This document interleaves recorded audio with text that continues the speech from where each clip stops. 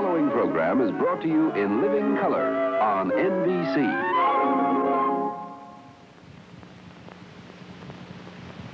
What's the truth about Mother Goose? Turn these pages and you'll see her nursery rhymes from olden times are really part of history. We'll get the truth, the facts forsooth, solve this age-old mystery. Little Jack Horner sat in a corner eating his Christmas pie. He put in his thumb and pulled out a plum and said, "What a good boy am I." The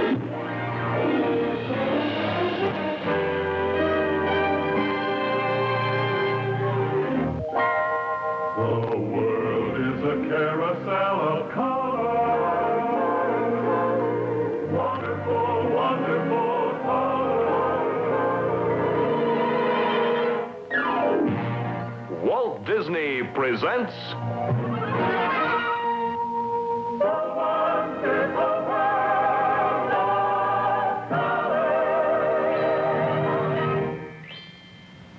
brought to you by RCA, world leader in color television, makers of stereo and tape recorders for the home and computers for industry. RCA, eyes and ears for America's space program.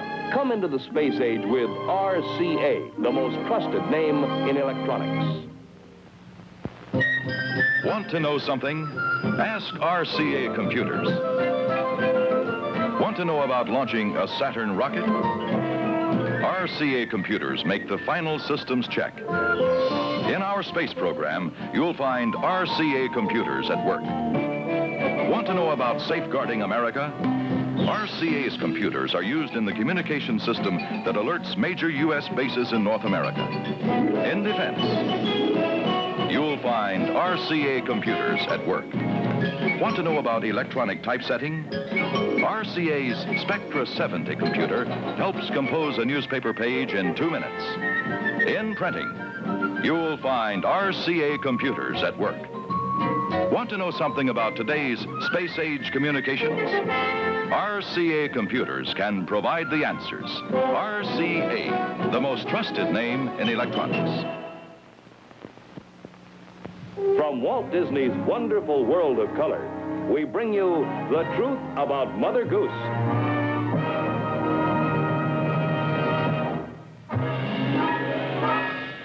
And now your host, Walt Disney. As we promised you last week, this program is going to be an expose. Hard-hitting, factual, no holds barred, no punches pulled. Seems to be a current fad prying into the lives of famous people, both past and present. So we decided to dig up a little dirt ourselves. We're going to tell the truth, the whole truth, and nothing but the truth about old Mother Goose. And who's better suited to give the lowdown on the sweet old lady than our super-duper snooper, that world-famous know-it-all, Professor Ludwig Sherlock von Drake. All right. Now, before I look you square in my eyes and tell you the truth about Mother Goose, you should know who Mother Goose really was. Now, the encyclopedia tells you that Mother Goose was an old lady from Boston named Elizabeth Goose, and that she used to make up these stories to tell her grandchildren. Well, don't you believe it? Because Mother Goose was my grandma. And here is a portrait to prove it. This is me on my grandmother Goose's knee when I was a little duckling. And up here is my childhood companion and friend, Herman, when he was just a little bug. And anyway, here now is Herman to prove to you that Mother Goose really was my grandmother.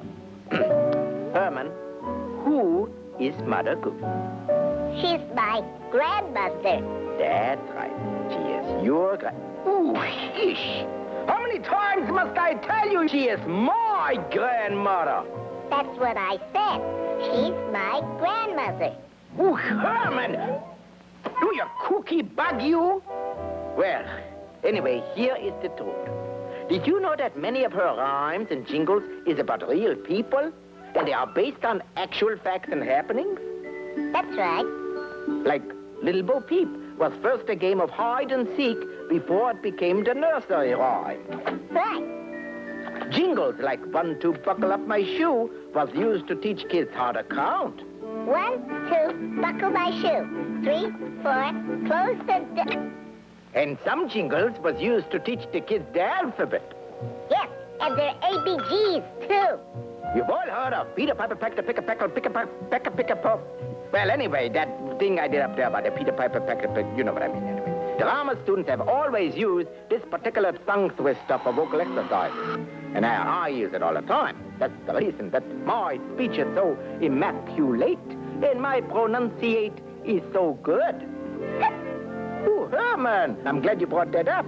Because Peter Piper, if recited twice in a row without a breath, is also a surefire way to get rid of the hiccup.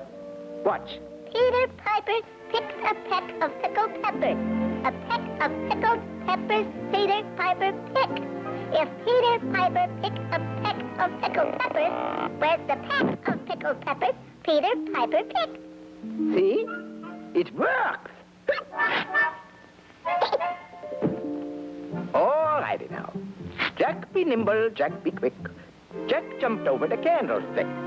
Jack be nimble originated out of a sport called candle leaping. He who could jump the candle without putting it out, good luck would come to him. And this is how it works. Now first, I makes a wish. I wish. Okay? Right. Then somebody recites, Jack be nimble. Jack be nimble, Jack be quick. Jack jump over the candlestick. Uh-oh, I put the candle out. Now my wish will not come true. Something's burning. Somebody must be barbecuing. Ooh, that smells so good. Roast duck. That's my favorite dish, roast duck. Roast duck! No! Well, I sure messed that tale up. Ooh. Well, here's another tale, and I don't want to spoil it, so I will let this one tell itself. What's the truth about Mother Goose? Let's clear up all the mystery. Her nursery rhymes from olden times are really part of history. What's the truth about Mother Goose? Turn these pages and you'll see we'll get the truth, the facts forsooth. Solve this age-old mystery. Little Jack Horner sat in a corner eating his Christmas pie. He put in his thumb and pulled out a plum and said, What a good boy am I. According to the facts, the history of this little rhyme goes back to 16th century London. Jack Horner was the servant of a city official on his way to deliver a Christmas present to King Henry VIII. In those days, it was a custom when bringing presents to the king to stick them inside a pie. And these presents, as Jack Horner knew, were usually something of great value.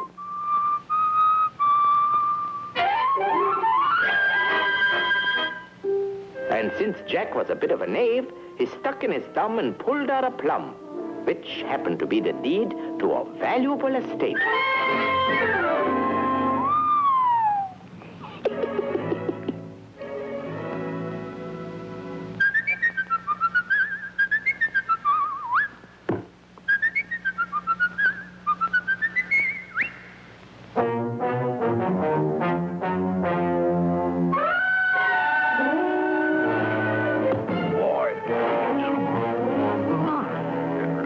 When King Henry sent for a city official, he made a beeline to court, expecting some special favor in return for his wonderful present. And King Henry let him have it. And as for Jack Horner, he moved in on his stolen estate where he lived happily ever after. Unless, of course, he was haunted by a certain nursery rhyme that became popular at that time. Little Jack Horner sat in a corner eating a Christmas pie. Put in his thumb, pulled Bum said, what a good boy am I. Jack Horner, Jack Horner, Jack Horner.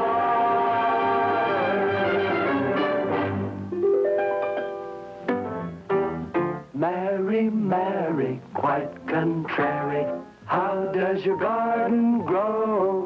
With silver bells and cockle shells and pretty maids all in a row. The Mary in this old rhyme was Mary Stuart, Queen of Scotland, who came from France to take over the throne of Scotland, bringing with her the gay French ways, extravagant tastes, and a love of frivolity. Such going-ons was frowned upon by the dour Scots, who believed in preserving the stern dignity of the court. And so, Mary was considered quite contrary. The silver bells refer to the decoration on her dresses, and her love of exotic foods such as cockles account for the cockle shells. And the pretty maids all in a row was her ladies-in-waiting. But behind this playful little rhyme lies one of the most sinister and tragic stories in all history. 4 years after her arrival in Scotland, she married Lord Darnley, a selfish weakling whom Mary soon came to despise. And the beautiful queen turned her attentions to a French poet who lost his head completely when the dour Scots interfered. Then followed a romance with the court musician, but this too ended on a tragic note when the angered Darnley interfered. Then came the Earl of Bothwell.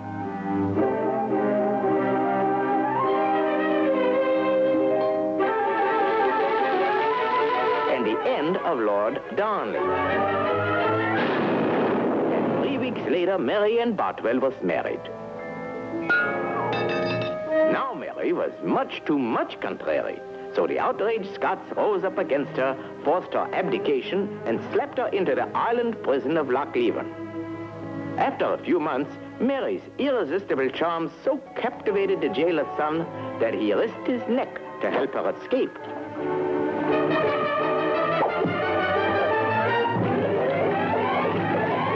Then, in a try to get back the throne, Mary got up a pretty good-sized army that lost after a big battle. Oh, dear. Then she ran all the way to England to hide with her cousin, Queen Elizabeth. But Liz became jealous of Mary because she was so popular, this girl. This dazzling cutie became the darling of the court and a rival for the crown. So Liz figured she just gotta go. Though Mary was warned of the danger, she was still contrary and went her merry way. And this was her big mistake. Because she was accused and condemned as a traitor to the government. But Mary refused to plead for mercy and stayed quite contrary to the end. Mary, Mary, quite contrary, how does your garden grow? With silver bells and cockle shells and pretty maids all in a row.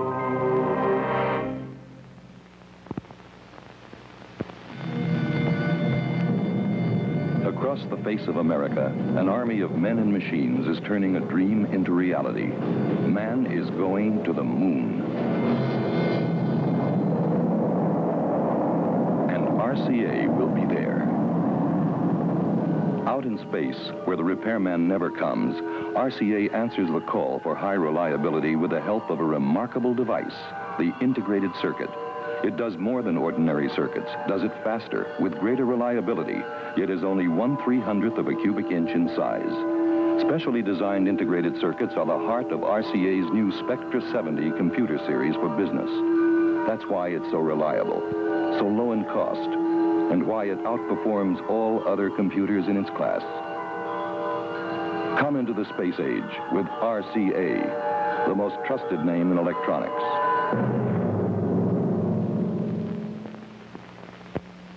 London Bridge is falling down, falling down, falling down. You remember when you used to play London bridges?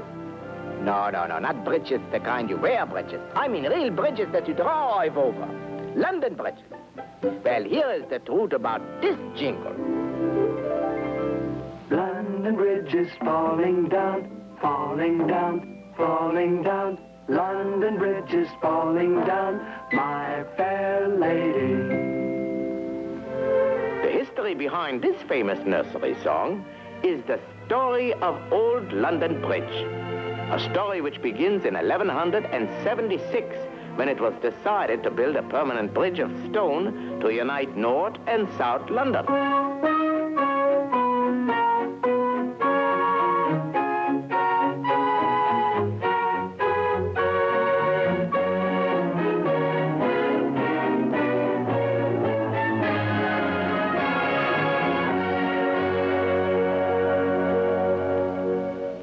After the bridge was finished in 1209, it was sanctified by the addition of a beautiful two-story chapel over the middle pier. And rows of nicely designed houses was built all along the bridge, making the plain Gothic structure into a thing of such beauty that it was acclaimed one of the wonders of the world.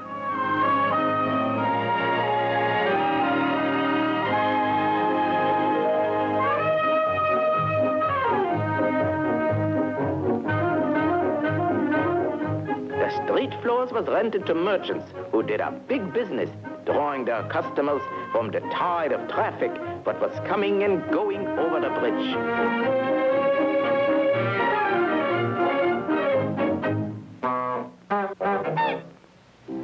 The upper stories of the bridge houses was nicely furnished apartments with bay windows and rooftop balconies, where residents with bay windows could enjoy the fresh air and get a good look at the spectacular view.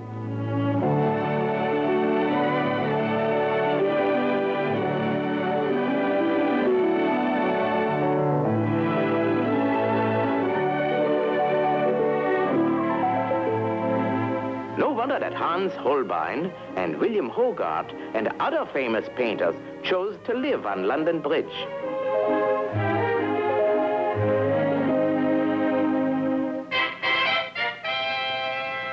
And once a tournament was held on the bridge, and people were crowded all over the place to watch two knights prove their courage in glorious combat.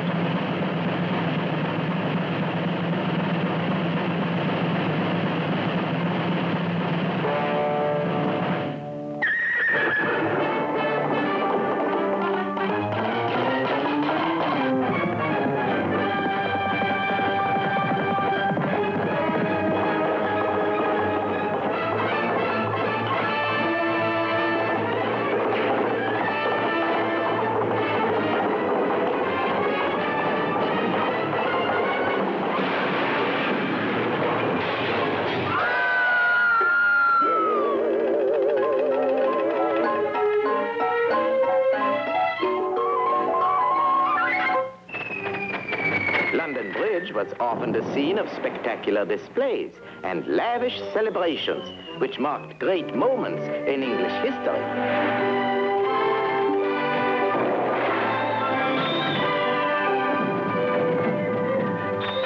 While living on London Bridge was both grand and glamorous, there was times when it was equally hazardous.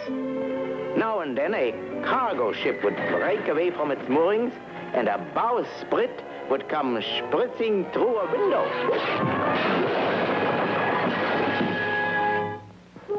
The biggest danger to the bridge and the people on it was fire. In 1666, a fire started in a King's bakery in Pudding Lane, which was later named Charcoal Street. At first, they didn't think much about it. And then suddenly a strong east wind spread the fire beyond control, and it swept across the city and onto the bridge.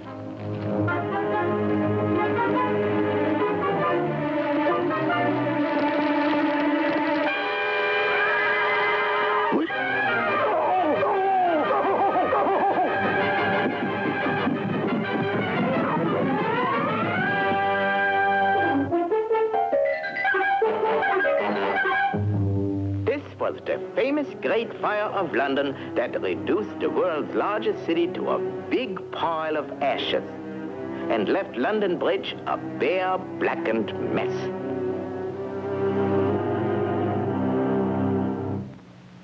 While London was being rebuilt, so was the bridge houses, and the tide of people returned. But as the centuries passed, London Bridge began to feel its age.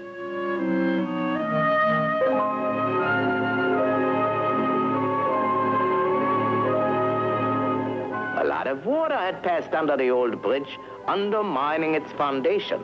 The heat of the fires had dangerously weakened its arches, fallen arches, and heavy timbers braced the tottering houses. Violent tremors ran throughout the whole structure.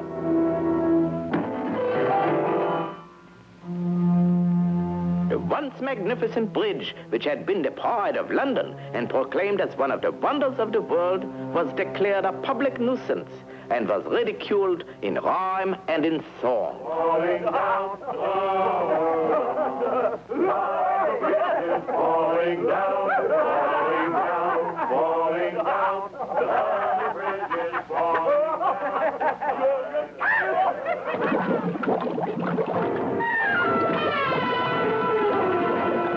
Finally, on July 4th, 1823, the death warrant of the old bridge was signed and it was demolished. And a new bridge was built in its place, the London Bridge, which stands today.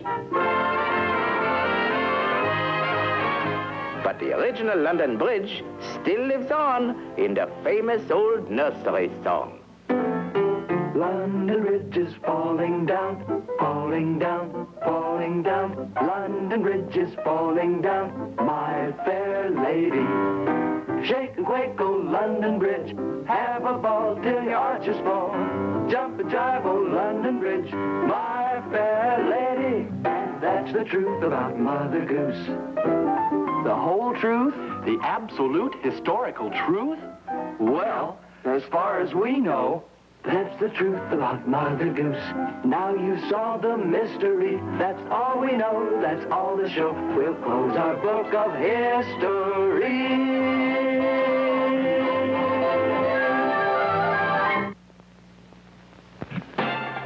Want to know something? Ask RCA. Want to know when a hurricane's coming? RCA-built weather satellites photograph hurricanes as they form. In weather research, you'll find RCA. Want to know about educational TV? RCA's closed-circuit television lets a single teacher instruct many classes simultaneously. In education, you'll find RCA. Want to know about railway freight? RCA's Spectra 70 computers keep track of a railroad's freight cars no matter where they are. In transportation, you'll find RCA. Want to know something about modern advances in printing? Color television?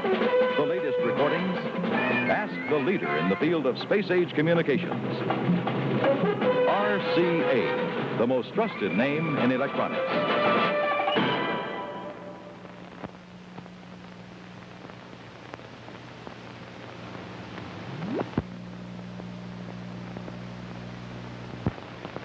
Now, fairy tales are not like Mother Goose rhymes that are based on facts and real people.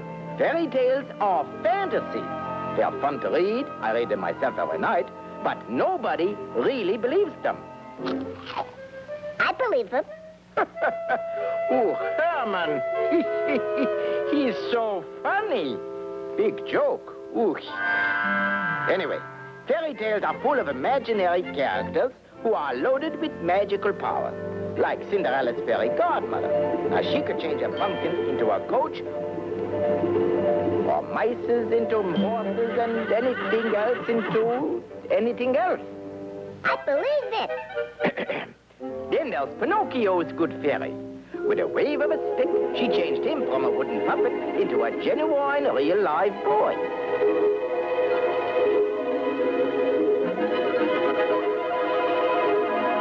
I believe it. And then there are bad fairies, like the one in Sleeping Beauty, who turned herself into a fire-breathing dragon. I believe it.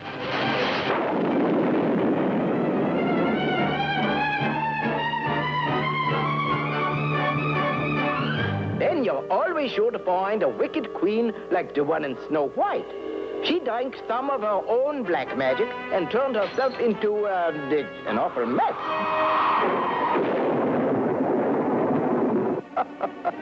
Oh, boy, is that hard to swallow. But I believe it anyway. Herman, I could smash you. I believe it. Ooh, eesh. Phew. In fairy tales, you will find all kinds of giants. There are small giants and the big economy-sized giants, like the one in Jack and the Beanstalk. That's a real big giant. It's really an old fairy tale, Jack and the Beanstalk, you know. African Zulus used to tell it. American Indians told it. And everybody, practically, who told this tale gave it different characters. But no matter who told it, it was always the same story, and they all used the same magic beans. And these beans is the same ones I am going to imagine in the story I am going to dream up. Once upon a long time ago, there was a place called Happy Valley. And it was called Happy Valley because everyone there was valley happy. This place was really beautiful. And the people lived happily ever after, except little Herman. Herman, what's all the sniffling is going on with you? I liked Willie, and he got killed dead. Oh, isn't he cute? Herman, bless your little heart. Herman, there never was the Willie at all. No? No, of course not. Like all fairy tale characters, Willie is just a phenomenon. He's made up in your subconscious mind. Yeah? Yes. In other words, just a figment of your imagination. No. Has anybody seen anything of a teensy-weensy little mouse? What do you mean, a little mouse? Would you put the roof back on the house and go away? I'm talking to my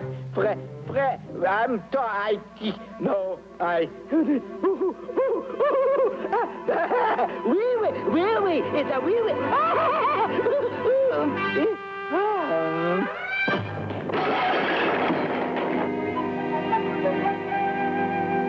What's the matter with him? Something he ate? No, Willie. It's a figumentation of his imagination. No.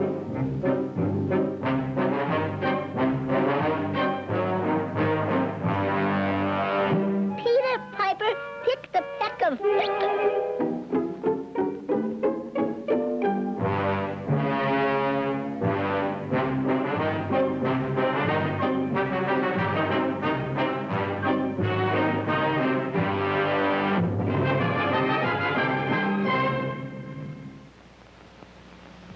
Well, now that the professor has given us the real stories behind the stories, and you know the truth about Mother Goose, how would you like to know the truth about our next show? If so, you stay right there, and in just a minute, we'll give you the real story about that story.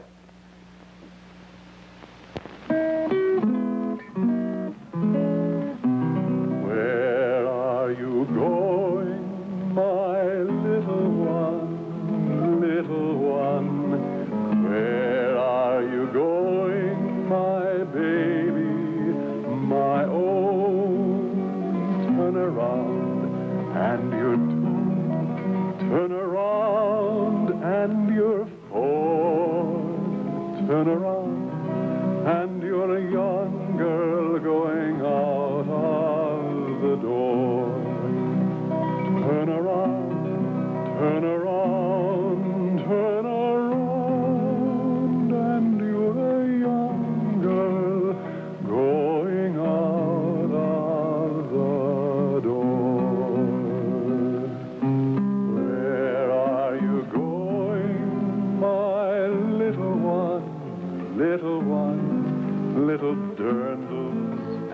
petticoats, where have you gone? Turn around, and you're tiny. Turn around, and you're grown. Turn around, and you're a young wife with babes of your own. Turn around, turn around, turn around, and you're a young wife with babes of your own. One little girl, one precious childhood, saved for years to come in pictures. You can do it too. All it takes is a camera, Kodak film, and thoughtfulness. Without warning, a sudden twist of fate creates an unusual drama between a stubborn man, a hilarious hound, and one of nature's noblest and cleverest creatures, the silver fox.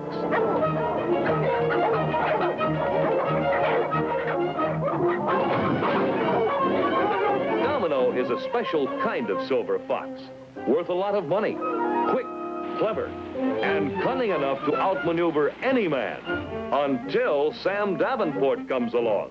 What begins as a high-spirited romp becomes a unique clash, with Sam vowing to be the one to outfox the fox.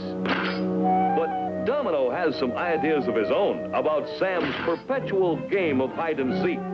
When he's not matching mental muscles with good old Sam, or eluding a hungry bobcat, Domino takes time for some hunting of his own. Well, even a hero can have an off day. There's even time for courting a vivacious vixen, living it up to a swinging backwoods foxtrot. Come along as Domino leads a merry chase to surprises and heartwarming adventure next week in the fascinating story of the Silver Fox and Sam Davenport on Walt Disney's Wonderful World of Color.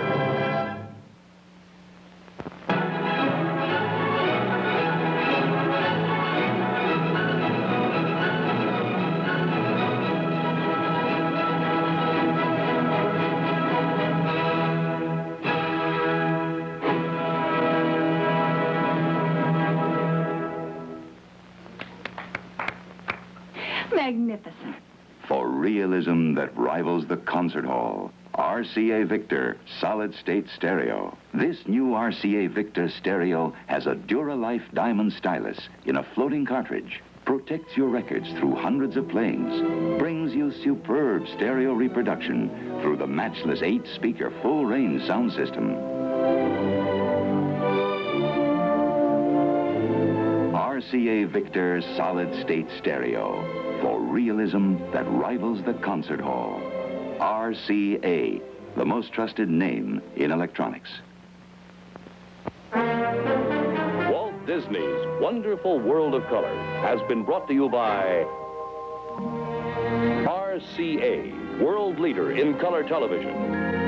Makers of stereo and tape recorders for the home and computers for industry. RCA, eyes and ears for America's space program. Come into the space age with RCA, the most trusted name in electronics.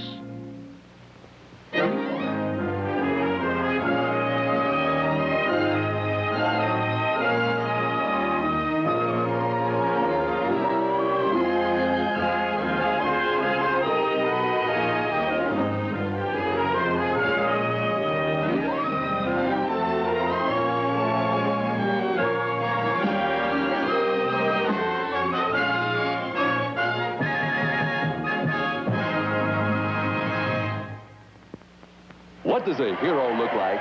In Walt Disney's Follow Me Boys, he just happens to look like an ordinary guy. Wait a minute. If I got responsibilities, believe me, you got worse. All the guys depend on you.